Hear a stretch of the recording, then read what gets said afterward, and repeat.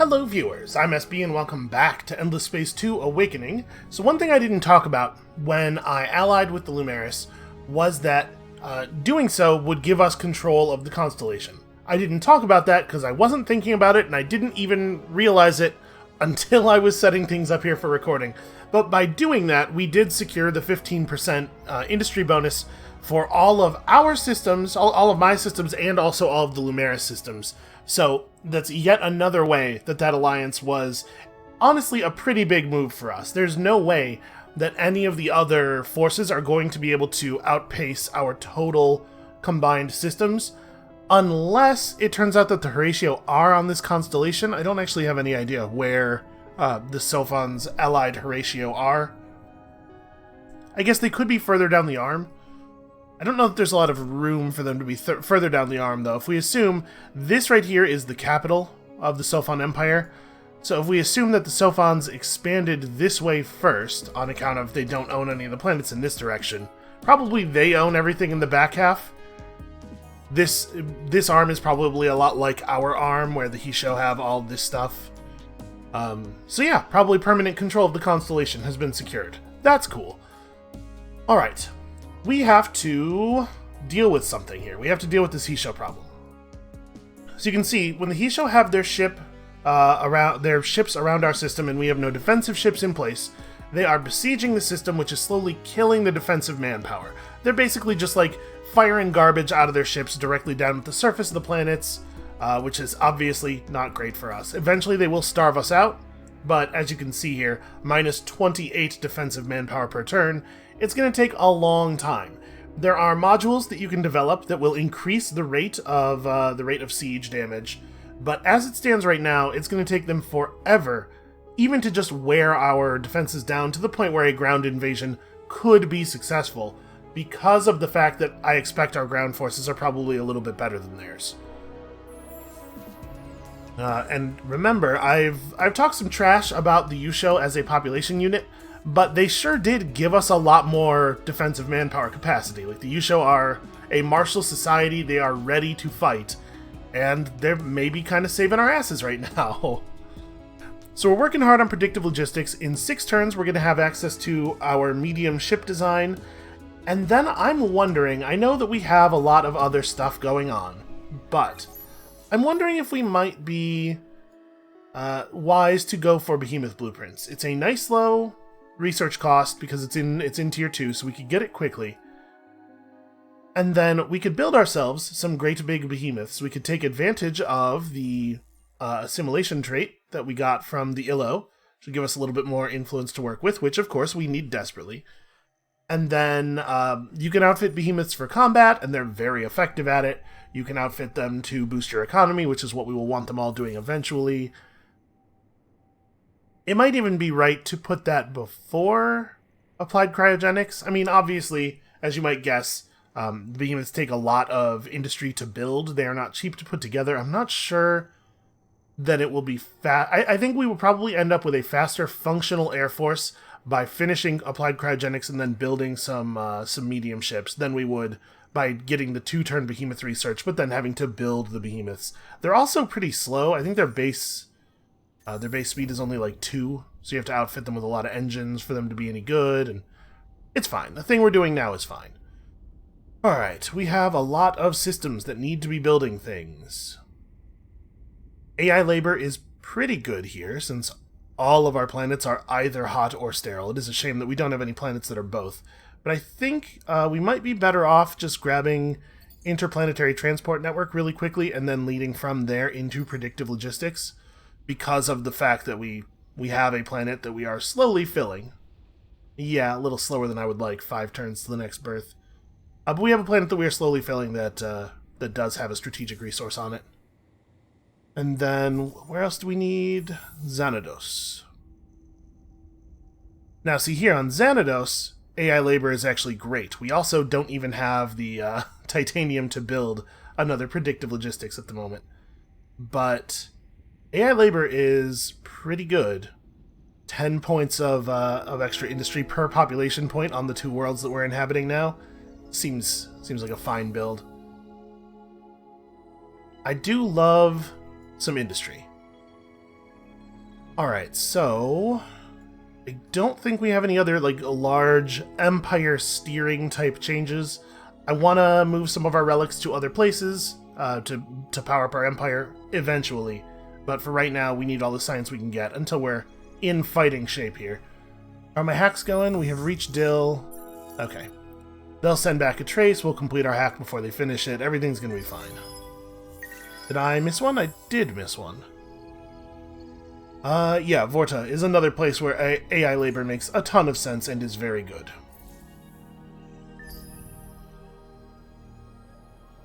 Jane is getting closer and closer to completing the Living Plague. We're building that, Oh, hey, look at that. We've discovered a thing. So, you can see the sight bubble of Zorak, the sight bubble of any system, is attached to the outside of its influence bubble.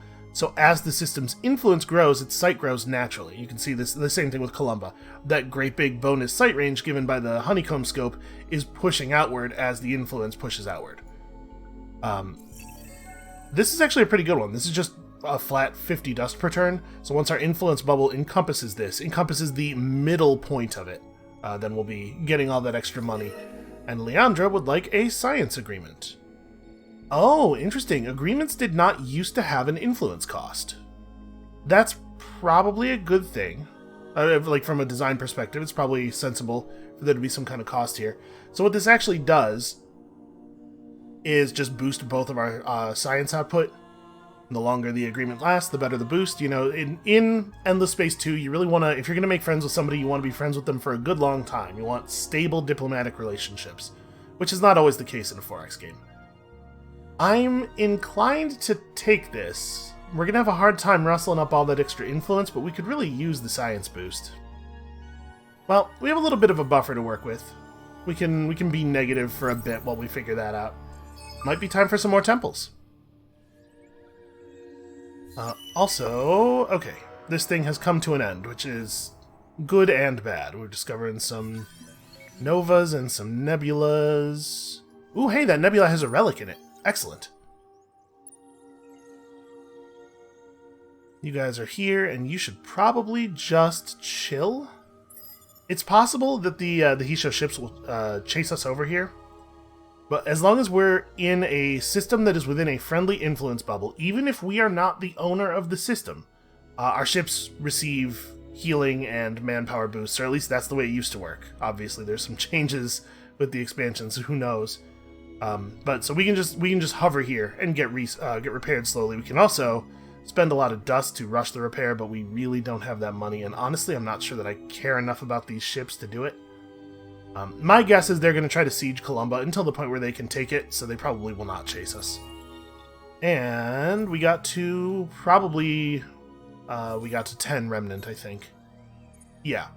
So that doesn't really do too much for us right now. It just gives us extra industrialist power, but once we get up to here, we're going to want to try to redistribute our remnant population, get them spread out over as many systems as possible. Do we want to... Where are we at approval-wise now that we've lost our buff? We're actually in really good shape. Yeah, everybody's really happy.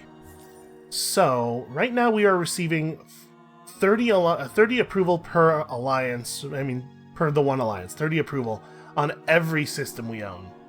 If we cut this, we will definitely drop an empire level at least. Unfortunately, one thing that I wish they would change is I wish that in cases like this where your actual score is over 100, I wish they would just show you the over 100. Obviously, we can do the math ourselves, but I shouldn't have to. Yeah, so it would be nice if we could just like eyeball, if I actually were to lose 30 approval, how many of these would drop below the 85% threshold for being ecstatic. But basically, I think we got to keep that law in place, and we just need to make another temple somewhere. So let's do it. Let's figure out where another temple makes sense. What was I even doing with this fleet? I mean, we're guarded down here. We certainly don't need them defending anything down here. So let's send them up to NGC 10801, I guess? Yeah, I don't know what the hell they were doing. Luxury prices in general are up. We should actually have a look at that. What are the prices of our luxuries right now? Could we sell these at a reasonable rate? We don't have any dark glitter income. So it might not be right to sell these, just in case we want to use them for boosting. And in fact, they are the preferred resource of the Zirmisala, who seem like maybe a good faction to boost. Yeah, all right. I'm gonna hold on to our dark remnant, dark glitter, and we'll try to boost the Zirmisala as well. I'm kind of curious what their law is. I don't know that at this point, with them being at 4 population, I doubt they'll hit 50 before the end of the game. But we can try, and as long as we get to 20, they're doing something useful for us. But we do have other luxuries here that we could totally afford to sell, like the Super Spuds. Honestly, not really great. Granted, the price for them is also not really great. Yeah, I might just hold on to them to use them as trade fodder or something, given how bad the price is. Wow, these are extremely valuable.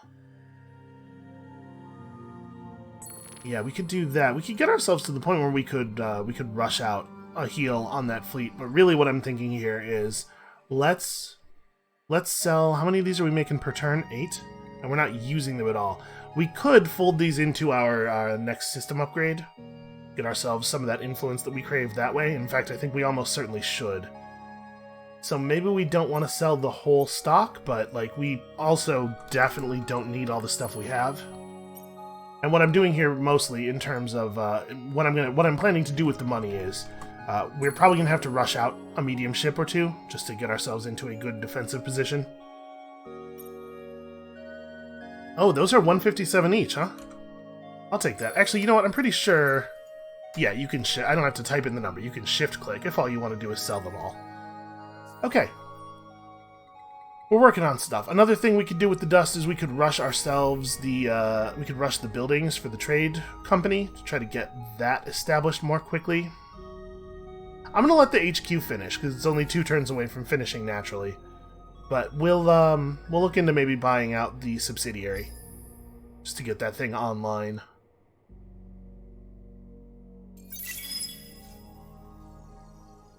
Minus 102, man. So if we're gonna solve this problem with a temple, it has to be a temple in a pretty well-populated place.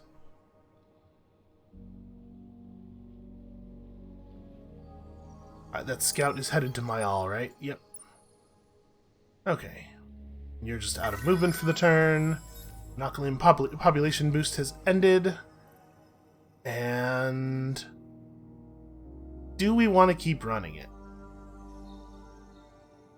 I guess part of the question is... Okay, no, the loss of the extra approval from our approval trait has not changed anything, really. I think I don't rerun that booster, because we're at 41 population already. We'll get to 50 naturally pretty easily, and right now the 50-point collection bonus isn't actually helping us. We'll just let that occur. They would like a trade agreement. This will increase the... this will run trade routes between all of our HQs and their subsidiaries. It makes our trade companies work together. This is not yet valuable, and we certainly can't afford to pay the upkeep on it, so we're going to refuse. Alright, so we have successfully hacked Andromeda. What do we want to do with this?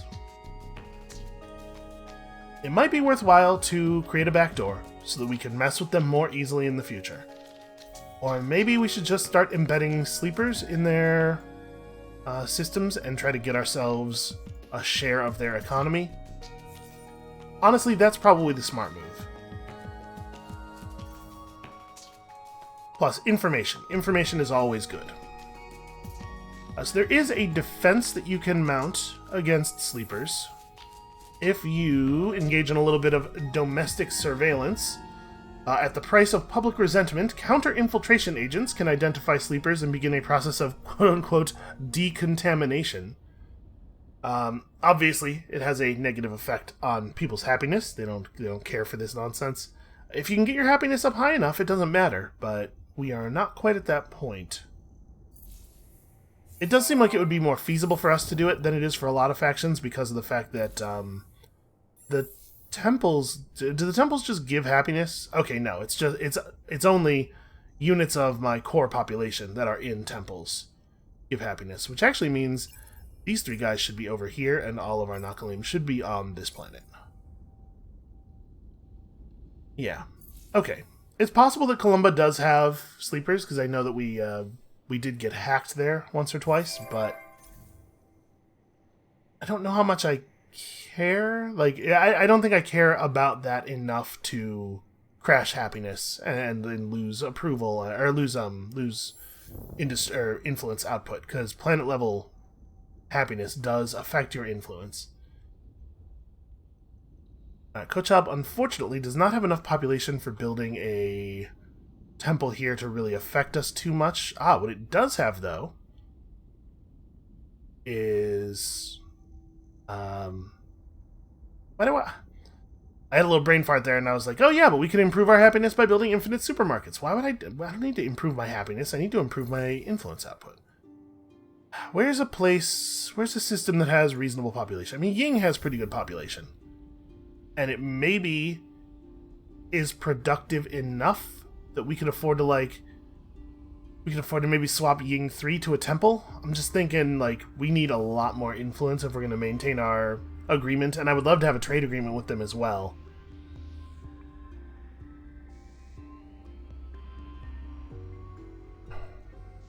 One thing we should probably do is actually get Dinark University built.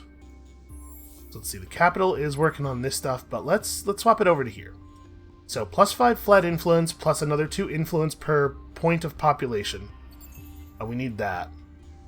Yeah, right now we're not even generating any food.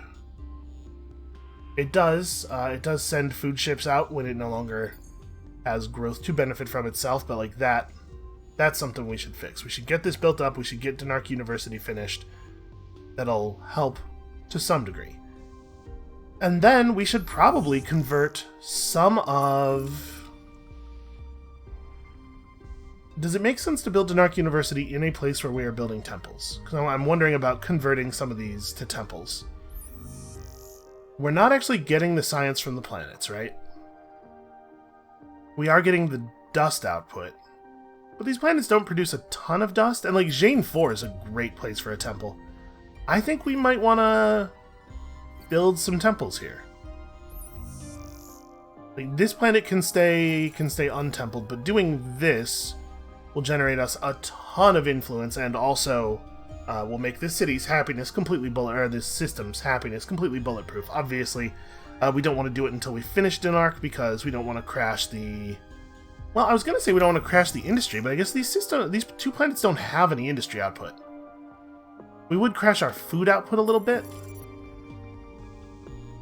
I think I'm just going to rush these, actually. I think it is okay to build those temples right now, and then once we've done that, that solves the happiness problem right there, because that's more than 10 people who are now operating temples.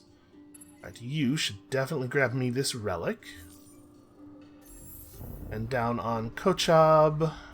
Wait, hold on a second. Where's Kochab? Okay, Kochab is that one. So Kochab does not need to be a particularly effective center of industry or anything. It's not like a place where we might need to build ships on the edge of our empire or anything. I guess we can just make... Oh, you know what? This is probably pretty good. In a place where literally all of the planets have luxury deposits and everything.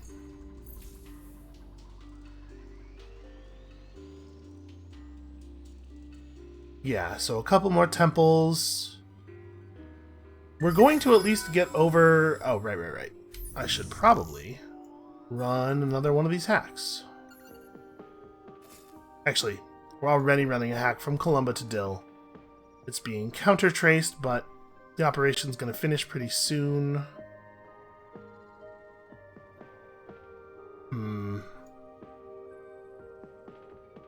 So hacking these guys doesn't seem good. I think we just keep implanting sleepers in Andromeda, if we can.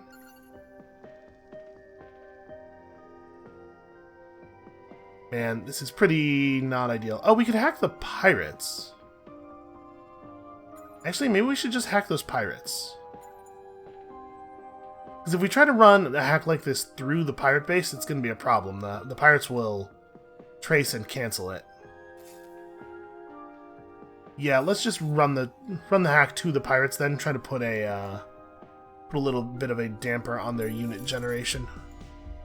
Because we are not ready to fight them yet. I don't want them running up and blockading my systems.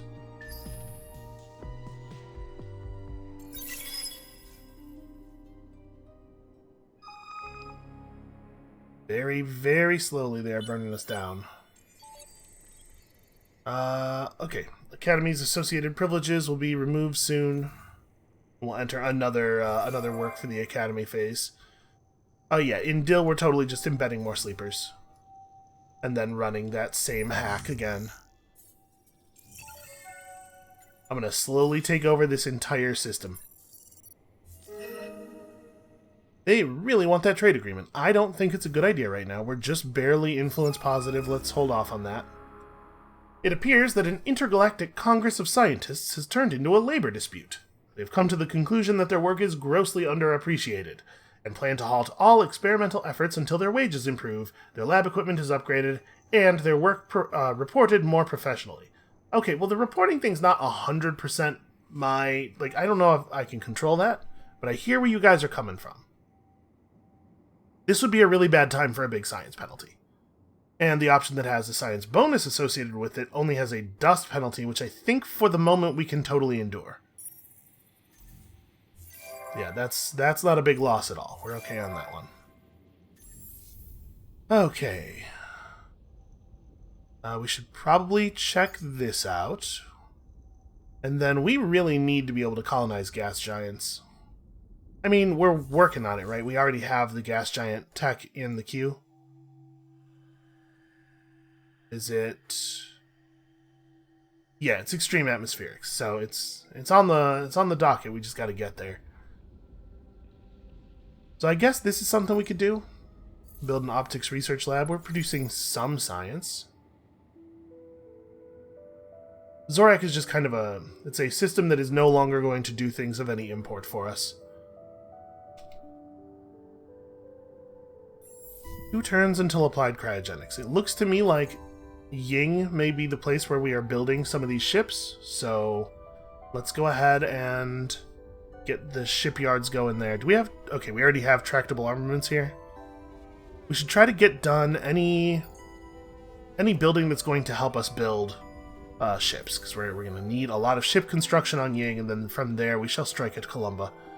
And then we also need to build ourselves a trade company subsidiary. I don't know if this is the right place to do it. Trade efficiency is not super high. The system population is not great. It would probably be better to do it on Wasat, I guess. Except for the fact that Wasat is kind of currently under siege a little bit. We might want to do something about that.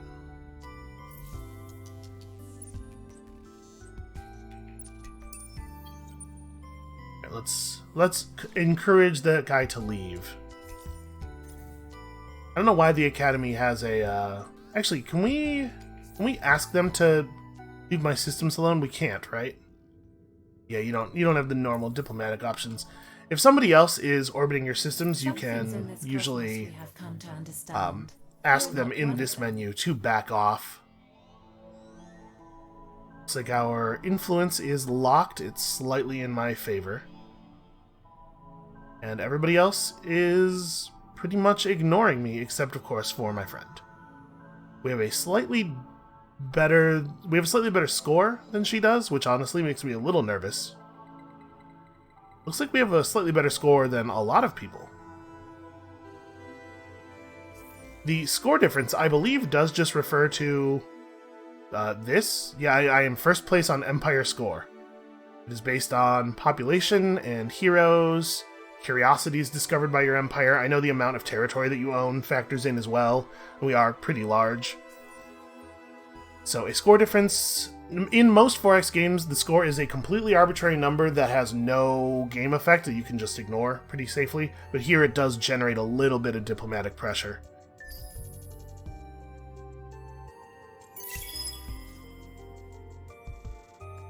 1 turn until applied cryogenics, and then the next turn we start doing that. We got Jane's science output up high enough and got ourselves some free compact warp methods, which is fine. This allows us to get an extra population slot on sterile planets, which we have quite a few of, so that's useful. And then some of our planets probably have moons. I haven't paid a lot of attention to that. Whatever information the core and its dead crew once had is now in your hands. It will take some time for your scientists to analyze and understand the data. After analyzing the core, you learn that the aliens' homeworld was attacked by a malevolent race of extraterrestrials who conquer planets, quickly strip them of their resources, and then move on. In addition, the core gives you algorithms to predict their next target. They move fast, though, and won't stay at the site of their last victory for long. You hurry, you can intercept them before they leave. Or you can head to their next destination and lay a trap for them. We're not really well suited to doing either of those things, as we functionally have no military. So we can attempt to intercept them by reaching a planet system called Hidel in fewer than 10 turns. If we do that, we'll get some fancy fighter modules. Or we can orbit Adana for 10 turns. I like orbiting Adana for 10 turns. Obviously, it's not a timed thing. This is a failable quest. This is one you can never fail. You can just kind of get to it in your own time. And then on top of that, bombers are way more useful than fighters. Really, the only thing fighters are good for is as a defense against enemy bombers. In my opinion, at least. But I like bombers. So we're going to take this version of the quest, and then we're not going to think about it very hard for quite some time. Also, Adana is really easy to send ships to orbit. Looks like Leandra's just going to offer this to us every single turn for the rest of the game, which is fine. We'll take it when we can. The tense political rivalry between militarism and pacifism in the Columba system has risen to emergency levels. The militarist faction has ordered the construction of an intricate system-spanning barricade between Columba's inner and outer planets. Intra-system movement has been severely restricted, and many citizens have been cut off from their families and friends. The pacifist inner planets have petitioned you for help. So we can dismantle the barrier. It's hard to imagine a barricade being very effective in space because there's so many ways that you could just fly around it. This will give Columba 30 extra approval. Which Columba is... It is important to us that Columba have functional production. Well, I mean, kind of. I guess we wouldn't want to build ships around Columba anyway, because we wouldn't want to risk losing them if they do decide to do a ground attack. So Columba's industry doesn't really matter right now. We're just going to keep building it up and trying to make it ready to build ships once it is safe to build ships there. So maybe we do go for dismantle, because the plus 30% influence output thing also is pretty weak. When a system is being blockaded... actually, you know what? We're only losing 1.3 influence. I thought it was a pretty harsh penalty. It might be a pretty large percentage penalty on influence that is generated by normal means, and it's just that the temple influence is immune to it.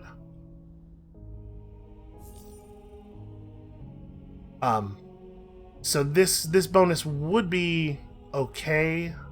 Also, there's an 80% chance of creating a major political crisis, which I'm not wild about. I don't think either of these are particularly meaningful. I'm going to choose dismantle just because I think we want to keep the pacifists in our government. Okay, Zorak 3, it turns out, does have quadronics. Well, I mean, we'll colonize and start pulling that stuff out of the ground just the very moment we can. Look at that, we reached Mayal, finally. I don't know that it matters very much which order we search these in. Okay, so we found an adamantium deposit, but we also found something more interesting. This planet was inhabited by a highly advanced race that died off when a massive volcanic eruption induced a prolonged winter. Okay, so they left a lot of scientific stuff behind. Unfortunately, I'm pretty sure that this is something we don't benefit from. What is the exact text on our science thing? Create and interact. Where's the trait? Here's the trait. Set science to 0 on planets. So I think that the science from anomalies counts as planetary science and thus is removed.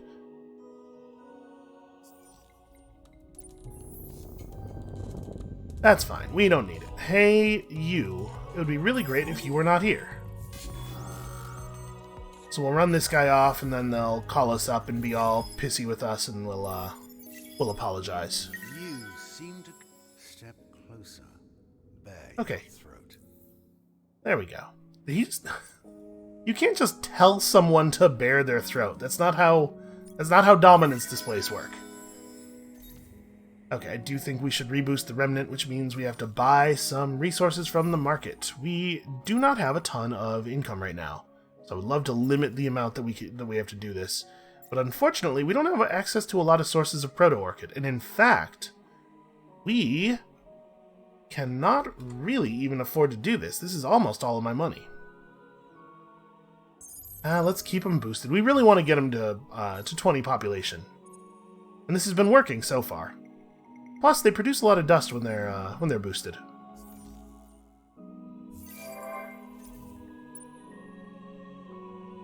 Okay, you guys don't really have anything that you need to do. Just hang out here. That Academy fleet is pretty severe.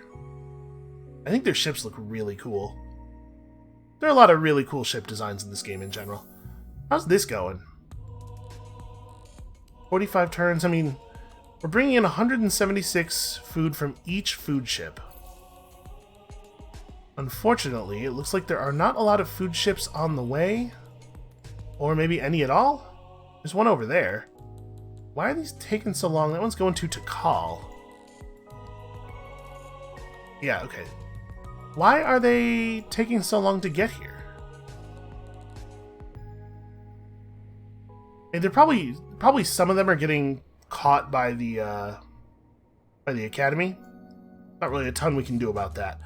What we could do is have it send the food from like Virak instead, which honestly would probably work. Virak has a fair amount of food income.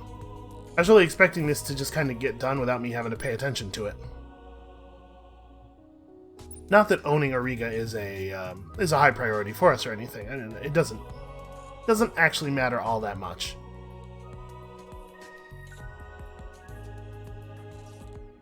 And who knows? Like right now, actually, it might be a bad thing for us to have another system.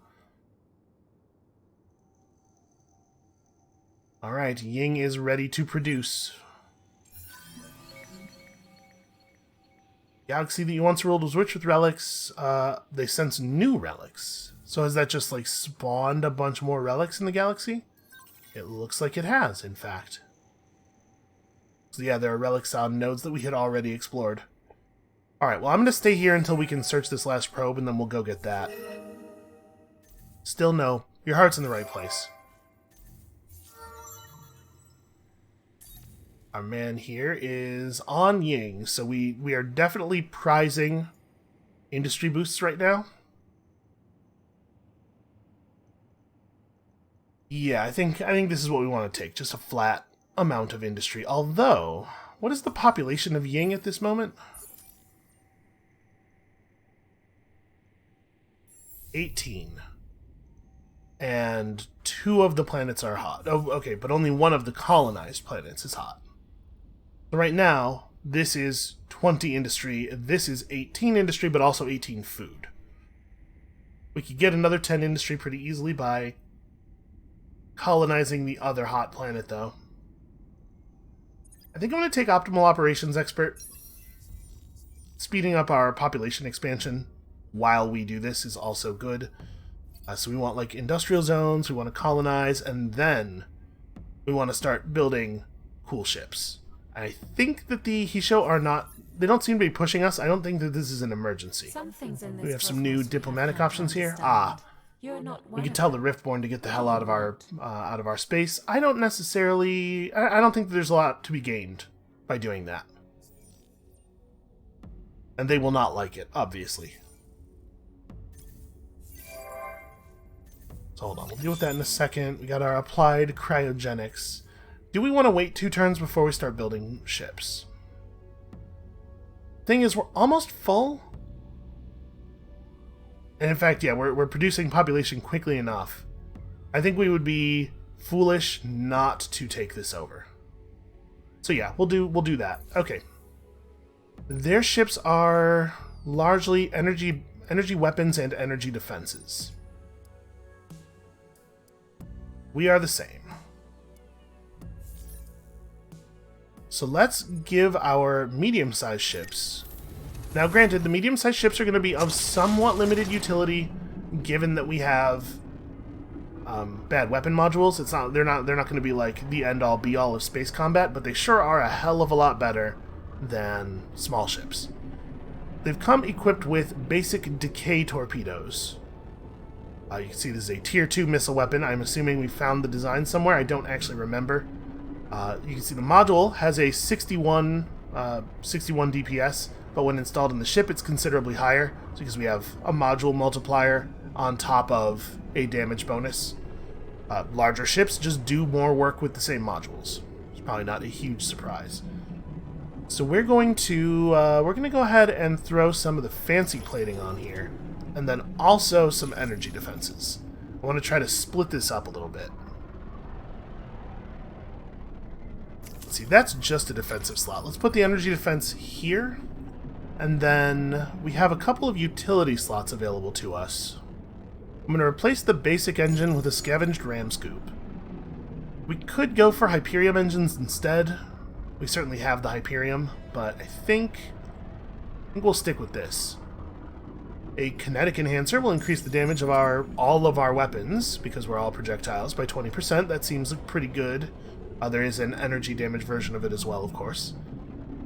And then we have a slot that could be defensive or could be support. We don't really have a lot of exciting modules. We do have this, so you can see this is one of those things I was talking about that improves your ability to siege planets out. We could run an antimatter lenser, which will repair the ship during combat and also draw fire to it. Obviously, drawing fire to the big medium ship is advantageous, but this costs antimatter, which is a resource that we don't really have a lot of access to yet.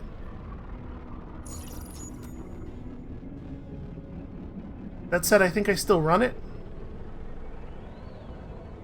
So increases chance to be targeted. It's not necessarily going to grab everybody's attention. And a 5% repair. There are 3 phases per combat, so 15% repair on 8,500 health over the course of combat is pretty good for us. I think that's a sensible design for the situation that we are in. So what does that ship actually cost to build? Okay, about 1,000 industry, so roughly 2 full turns of Ying's industry output. Let's build a couple of them, and then... What is the move speed of that ship's not super high. Maybe what we should do, actually, is instead of putting this in, use this slot for a second ram scoop.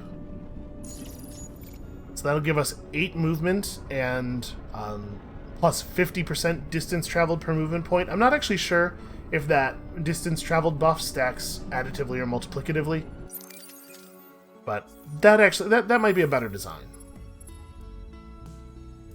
It changes the cost of the ship almost not at all, but it does take the antimatter out, which is maybe a good thing. I mean, we're working on the antimatter mining tech. We will not be without it for too long.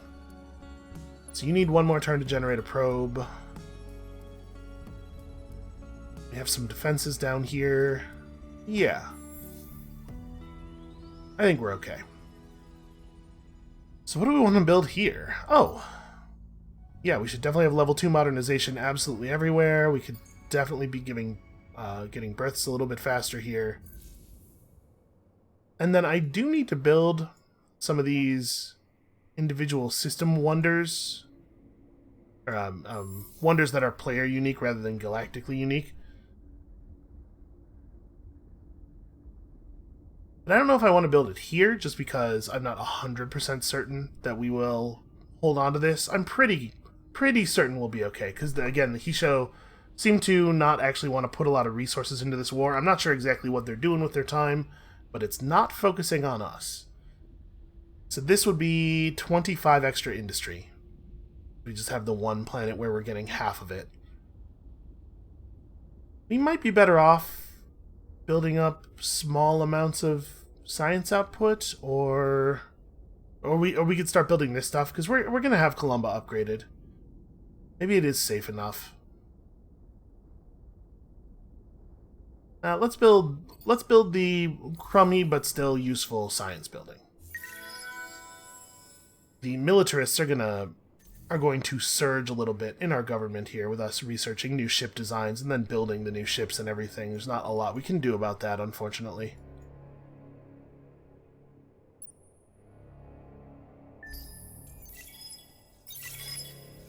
Yeah, if they temporarily displace another political party, it's not the end of the world. I just don't want them stuck in our Senate forever, because the laws are not super useful for us. Okay.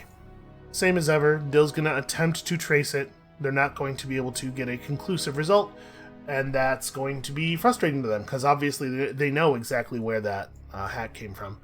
Oh, they've moved a behemoth in, it looks like. That's weird. For some reason the behemoth, the behemoth is a fleet unto itself. It's not in the other fleet, but for some reason that fleet's not appearing. There it is. So they brought a military behemoth, 28,000 HP, tons of energy weapons. That's bad. That does significantly complicate matters for us. Okay, this thing has come to an end, which is actually a real shame. They still want a trade agreement that I still can't afford. Oh hey, we got that relic. That's cool. Alright, over on Kochab. Kochab is a really good place to build AI labor. We'll do that, and then by the time that's done, we'll be pretty close to population capped, so let's get ourselves another planet. Down in Xanados, we may as well search this out, and then, oh yeah, we have some real basics to put together here. This doesn't make a ton of sense right now. I'm not sure if you get this bonus for planets where the strategic resource is something that you can't mine yet. You probably do, as long as you're aware of the resource. I bet you do get this bonus. Yeah, so that would make this, for the cost, certainly a thing that is worth building. And next turn we'll have access to our own behemoth blueprints, so we can examine the idea of putting together a behemoth of our own. We're about to start building these. We do have a law, thanks to the militarists in the Senate right now. We do have a law that would lower our shipbuilding costs, but it would be 103 influence per turn, and I don't think we can afford it, because I definitely don't think we can drop this. Where are we at on approval right now? We're just barely hanging on the edge of devoted now with all of the event buffs, and obviously not every system is even that happy. Yeah, I don't think we can afford to mess with that too much. Okay, let's get you searching this, then we found more Eden incense. Not a thing we actually need. Are there any more relics around here, especially in Lumeris space, where we might be allowed to actually pull them up? It looks like the answer is no. But we can't see everything over here. Why don't you come back home, or not come back home, come back to Gautria, where apparently there is a thing worth exploring. And then we'll just shoot some probes around, we'll see if we can find another relic location. And, since it doesn't make a lot of sense for that guy to come home, we'll just have this guy go grab this. I was thinking, if there was an easy path for that other dude to come home, then we could have this ship go for, oh, I thought we saw a relic over here somewhere. Okay, well, never mind. This is definitely the right way to do this, then.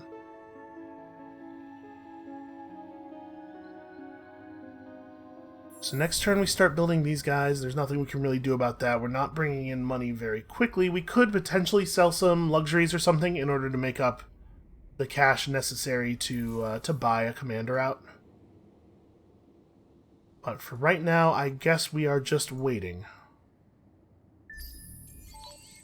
we see any relics? There's one at Cran. I'm wondering if there are any down here amongst all of our borrowed minor civilizations. Oh, there's one right there, which is a place where we actually have a scout ship just sitting.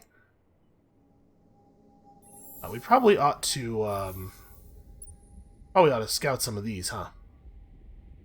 Subterranean. Okay, they're all subterranean. Well, then I guess just hit 2 of them at random. We discovered a cache of titanium and an antimatter deposit, both of which are cool and fine, not exactly exciting. And Xanados has quadronics. Hey, that was a pretty good find. I'm assuming, yeah, we're going to keep having the option to tell them to leave our territory. I'm fine with them being in here. I don't think it necessarily poses a danger to us or anything. We do not see any other relics around here, but hey, any relics at all I'm happy with. Just free stuff, really. How's that? Okay, the trading company is completed. Yep, it was this turn.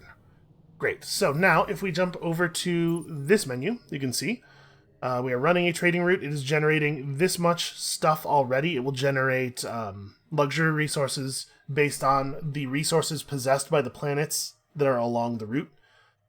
And we can buy additional freighters for the company to increase the amount of different incomes that it generates, and also, I believe, with more freighters, the trading company levels up faster.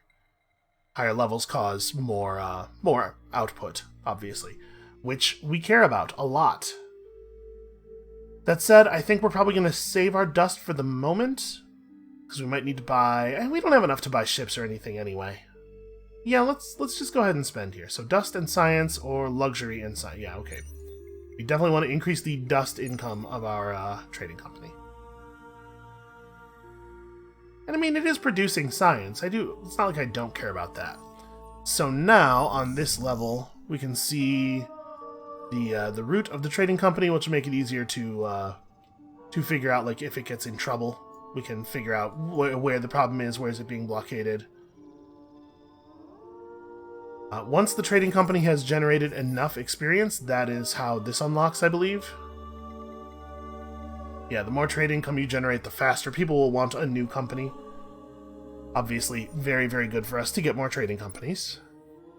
And now that trade agreement would actually be worth something if we could get it going. I guess these ships don't really need to be here. They could be over at Virac.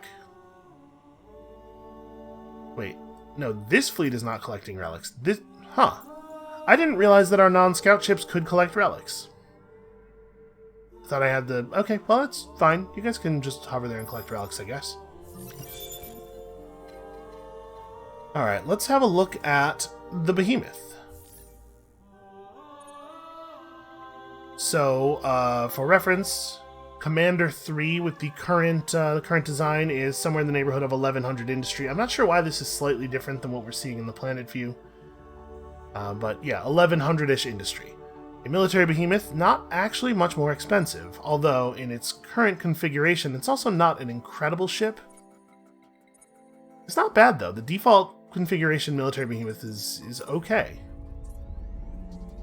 This is a slot where you can put in a squadron module, so like bombers and fighters. Probably won't bother. You can see that bombers don't really do... Oh, that's the fighter module, sorry, here. Bombers don't really do great damage against small ships. When we start seeing larger ships from the enemy, we can consider this stuff a little bit more. Behemoths also have access to a number of unique modules. Things like just raw resources for the planets, various bonuses when orbiting special kinds of nodes, mining probes that allow them to just scrape resources, sort of strip mine resources out of a planet. But we definitely need a fighting behemoth. So 36,000 HP. Part of that is because we have already researched some technologies that have effects on behemoths, like this thing here has 7,000 bonus health for your behemoths as a bonus here. It says unspecialized behemoths. We'll talk about what that means later when we get access to the specializations, but it means these kind. Let's just, I guess, throw some more modules in here and then get a move on, right? So we do have access to a higher tier of... We have access to tier 2 weapons. We could put together swarm missiles here. Swarm missiles break through enemy flak defenses more effectively because there's just more missiles. It's harder to shoot them all down. But you can see nowhere near the damage output of the torpedoes. My concern is that if we put the behemoth on torpedoes and all of our mediums on torpedoes, then it's very easy for the enemy to swap to projectile defenses and bullet weapons and just completely invalidate our offense. So I think I want to maybe run it a little bit differently than that. Maybe we do want to just go bullets.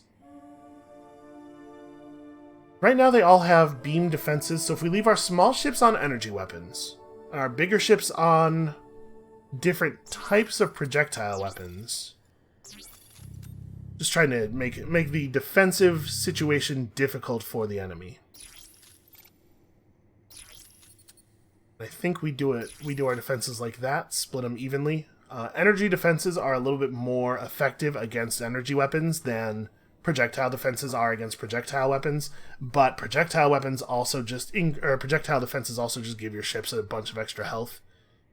While these give you shielding, which is kind of health, sort of, and then a little bit of actual health. I think this is an okay design. I mean, obviously, ram scoop instead of engine. There are only 2 slots on this thing. Okay. Let's make this also an engine slot. There are only 2 slots on this thing that can hold engines, and I think we probably want to use them both for engines. Alright, so that's not really that expensive. It's not nearly as bad as I was afraid it was going to be. So we probably want to... Ooh, hey. Relic. Okay, I think I have this this scout in defense mode. Never mind, you totally have a job. I don't know exactly how we're going to pull this off, because the Unfallen shot at us last time we tried to fly through their system. You know what? Get me to here, and then we'll figure it out. We might just do a straight space flight from Xanados to NGC 205. It'll take a long time for them to get there, but they won't get murdered on the way out. And you guys... Oh, right, so now that we know that it doesn't have to be scout ships doing this, we can just have those guys handle that, since that's where they're guarding anyway. And then what does that mean for this scout ship? It probably wants to come over here. I'm going to use it to keep an eye on what's going on in their empire. So they are building ships. Hold on, what's in the hangar here? Yeah, they're building additional little ships. So they have behemoths, but they don't have medium designs yet. I think this is okay for us. I think we're actually in an alright situation. So, behemoths are better than mediums, and not that much more expensive than mediums. Why wouldn't you just exclusively build behemoths? Because it turns out you're actually very limited in the number of them you're allowed to have, but every behemoth technology you research makes it more possible to build more. There's also a behemoth support facility somewhere. I don't actually remember where it is. That lets you build additional behemoths, but at a tremendous additional cost. It doesn't much matter for our purposes. Yeah, it's somewhere around here. We're not going to be building any, because they're very expensive to maintain. But it is an option, in case we suddenly decide that we need a lot more behemoths. So actually, I think what I'm going to do with these guys is fly them down to Ying. Let's put our military together all in one place, and then we'll figure it out. Because the little ships are not going to be able to do anything to this this behemoth and its accompanying fleet by themselves. The behemoth has increased the rate at which they are sieging us down, so that's a concern. It is a trait of the honorable. Okay, the economy, I guess it's always going to be influence. I kind of thought that it might ask for a different resource every time. We can't afford to pay any influence. It's just not how we get down right now. Delta is now the sovereign of the Nashast. That's not great for me. Unfortunately, there's not much I can do about it. Not really a solvable problem. I guess one thing we could do is we could build a Temple of the Lost on Xanados and try to just push our influence bubble out until it covers these guys, and then pass that off to the to the Academy. Honestly, it might be worth it. I don't know that we necessarily need this system. We could like temple here.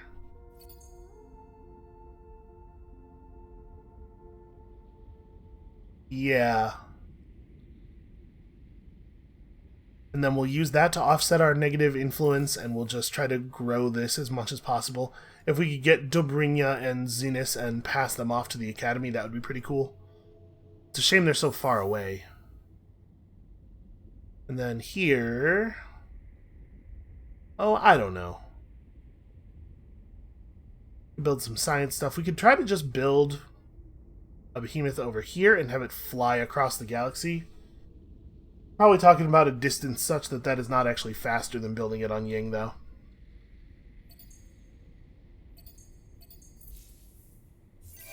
Guess we'll just do that.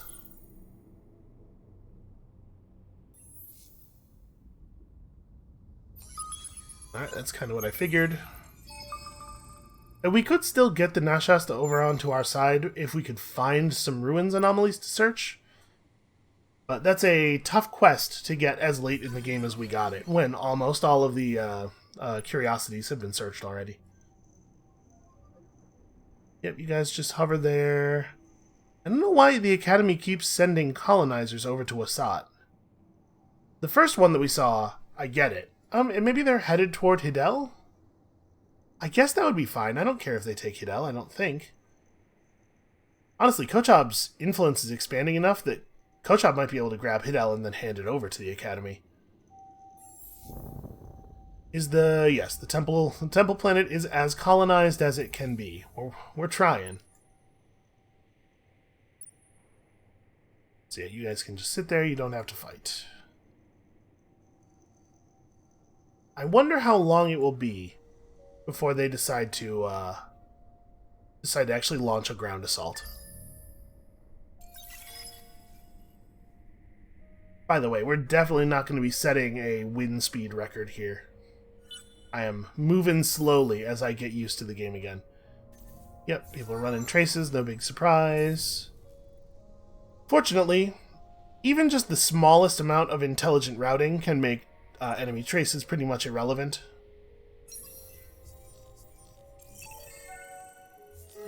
You just make it so that any route back is necessarily going to take longer than a trace takes, then you just don't have to think about it. Okay, we do see Antares. We are not currently at war with these guys. But they have closed their borders to us. I was gonna say, so they won't try to kill me when I arrive. But it turns out that's not super relevant. I would love to know what is further down this arm, but maybe the play here is just to come back. Okay, we'll fly back to here. Red might let us search this stuff. Well, we'll see if we can get like a little bit friendly with Red as we approach there. Xanados has completed a temple, and honestly, this system is not tremendously important. We could probably afford to just put people on temple duty.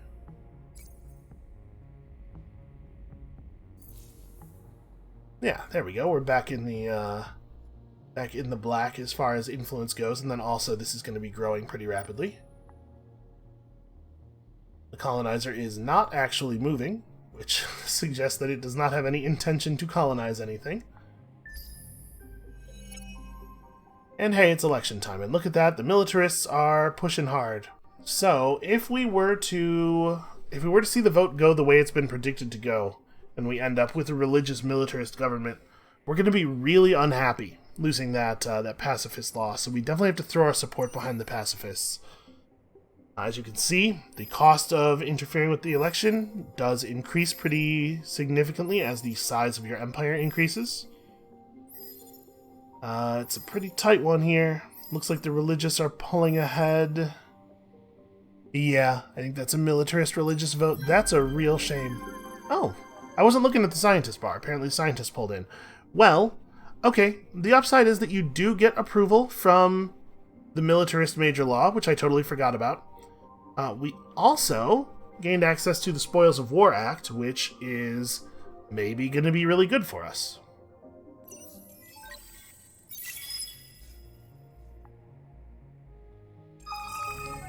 Yeah, I forgot about the fact that the mandatory militarist law gives you approval for being at war. That is totally going to be fine for us then. So if we wanted to run the Spoils of War Act, we probably wouldn't run it right now, but we'll enable it right before the first big battle. This will be pretty good for us. And then we also gained access to the simplest scientist law, which is pretty good. In fact, that's the kind of thing that I feel comfortable enabling right now, and then we'll change stuff up later. And we have 1,000 notifications. What is this?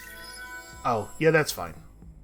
I didn't even recognize that. That's how unlikely it is for that to occur, apparently. Turns to slime. Did you... Wait. You didn't help us in our time of need. I got you out of that war. Are we at war with somebody else? I mean, I'm at war with somebody else. I'm assuming... Yeah, okay. We're allied. We have the same diplomatic negotiations. Apparently they don't... Oh, man. That came to an end too, huh? Yeah, this is bad. We gotta fix this. But apparently the AI does not consider negotiating out of a war to be actually helping with a war situation, which is a little bit silly. I guess it's kind of a weird special case that the developers would have to develop for, but they should do it. They should do that thing. Alright, so we reached Dill, which is gonna embed a sleeper. There's still at least 1 point of population here that doesn't actually work for me, so that's what we're gonna keep fixing. So this whole planet is effectively mine. That's helpful. We're getting some value out of that.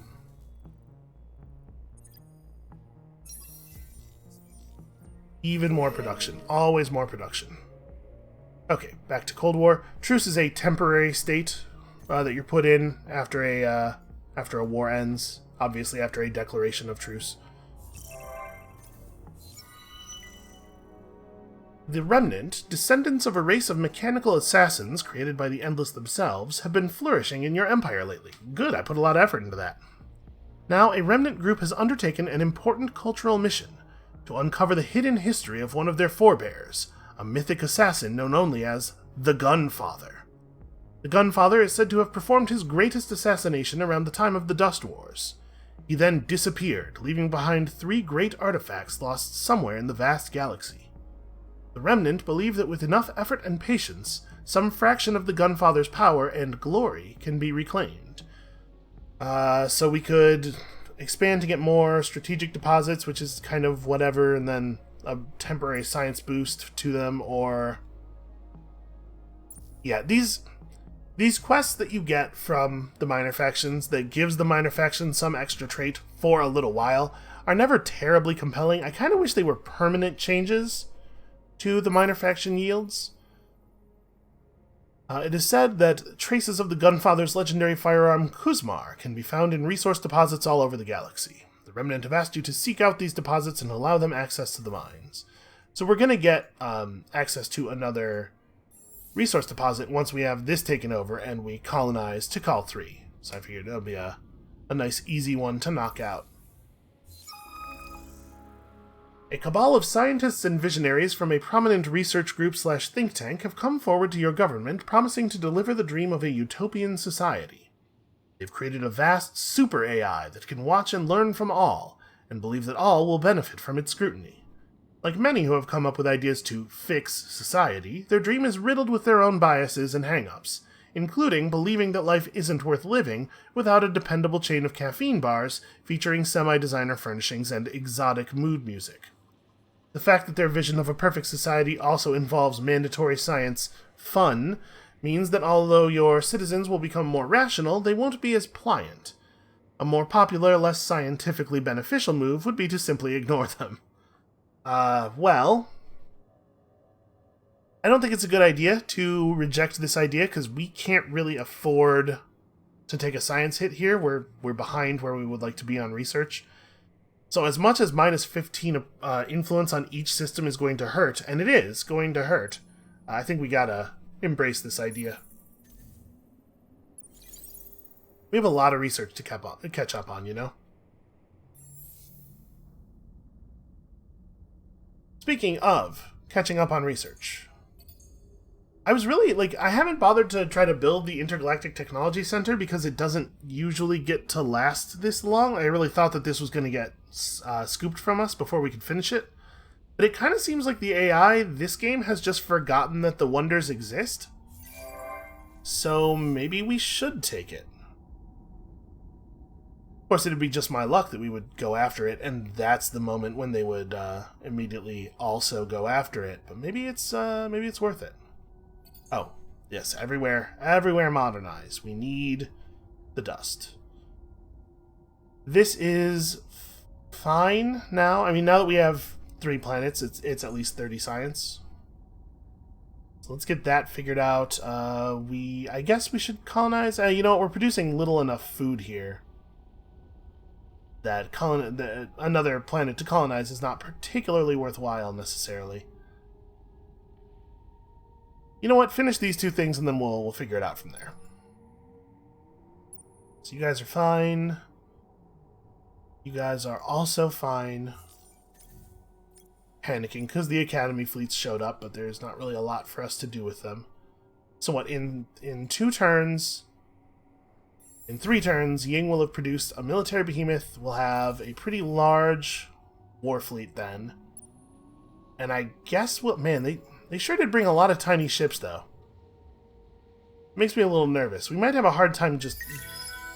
Individually, their ships are pretty bad, but we might have a hard time beating them in a battle just because they are so very numerous. That said, who needs to beat them in a battle when we can just convince every one of their citizens that they were wrong to fight us in the first place?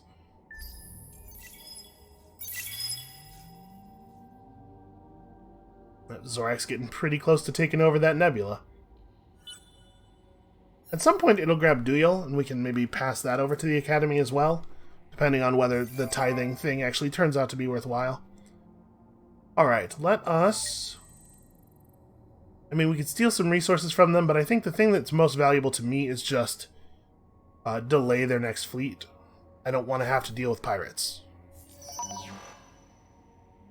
The science agreed. They ran out of influence. That is why they did stop bothering us for a trade agreement, didn't they? So they ran out of influence to keep up the treaty. I guess that's kind of okay for us for the moment. Definitely boost you guys again. Because that means we get all that influence back and we can use it to offset the influence penalty we took from that event. Okay, and now we get a new lord. A new, hero. So, we have access to some overseers with the fancy stuff that overseers are good at. As a primitive minor civilization, this guy has food, industry, even more food, even more industry. Okay. I mean, it's a simple focus, but it's hard to argue with. Let's see, you're a technologist. I mean, we can guess, right? Yep, lots of ship modules in science, I'm assuming. Okay, makes sense. Good military commander, potentially. Although, overseer is maybe not the best for leading a fleet. Manpower refill rate up on the fleet. Yeah. Extra movement's not bad.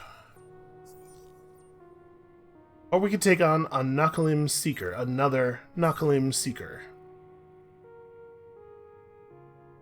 Seekers make pretty okay military commanders. Red Tape Scyther. This doesn't really do anything.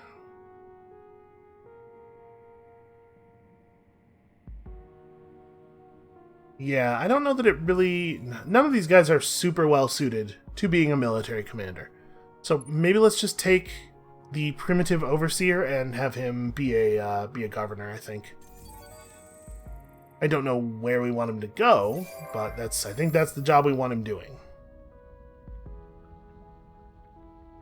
So here on Columba, we could start building medium ships in the hopes of not getting ground attacked. I mean, feels like the wrong decision to me. We're rapidly losing population here, we're rapidly losing defenses. I think anything we build here will probably just get destroyed, any ships we build here. But we can keep building other stuff that we can take advantage of when we get back, or when we get the planet back after they take it, which I think is maybe the way this is going to go now. Yeah, produce your strategic resources more quickly. Why not? So once we have the behemoth, oh hey, we did move up here, so we moved up a tier in that quadrant of the tree, which means we do have access to our new level of system development. I think we probably want to do like that, right? Plus 30 influence, plus 15 approval. You can see some of the resources are higher tier than others, and when you put a high tier resource into a modernization, you don't need as much of it. And this is pretty good. This is more approval than we get from the Transvine, as long as the system has at least 8 population. We're only bringing in 1 of these per turn. But we're also only bringing in 3 Transvine per turn. Like, this is just a way more effective modernization.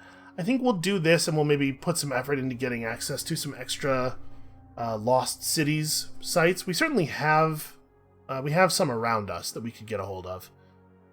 I think I like that as our modernization.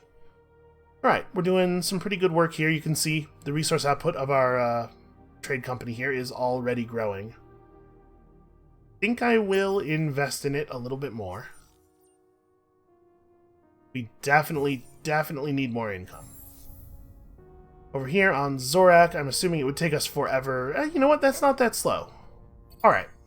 Start building a commander. You can maybe contribute something to the war effort. Actually, build one of these first. Let's try to make this not such a pushover, in case we do end up with a Hisho fleet on it.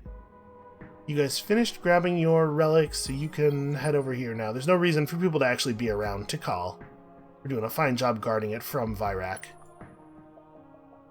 You guys should stay exactly where you are, as should you. Nobody shout at or shoot at that Riftborn ship. You just let them be. So am I right about that? That we have other sources of those artifacts around? Kochab is where we're currently getting. Okay, yeah. So once we have Kochab 1, we'll have 2 of those coming in per turn. Oh yeah, Duyel has some. It's not entirely ideal because I don't really want to. I don't want to colonize Duyel. I wanted to sell it to the Academy, but maybe that's not actually an option we will have. The Academy has access to some of these. I don't know what happens with these. Like, if another player had them and wasn't using them, I would at least expect to see them showing up on the market, but I'm not sure if the Academy sells their stuff to the market. It looks like there's not a ton of these to go around. Maybe that's because other players are using them, but maybe it's because the Academy is just hoarding the ones that it finds. And then those, in fact, are the only sources of that. So yeah, it's not ideal. Once we have the other deposit on Kochab, we'll be making 2 per turn at least. And there's some things you can do to boost your luxury output. Although one of those things is connected to a law from a political party that we no longer have in the Senate. It's a little inconvenient for us. Yeah, okay. This will have to be the way of things for now. I'll tell you what, we got to figure out where this hero needs to be, but I will do that off camera. Just sort of page through all of our systems and figure out what makes sense, because we are out of time for today. Thank you all so much for watching. Come back next time when we finally do something about this Hisho incursion, and then maybe wipe them off the face of the galaxy. I haven't decided yet. We'll see you then.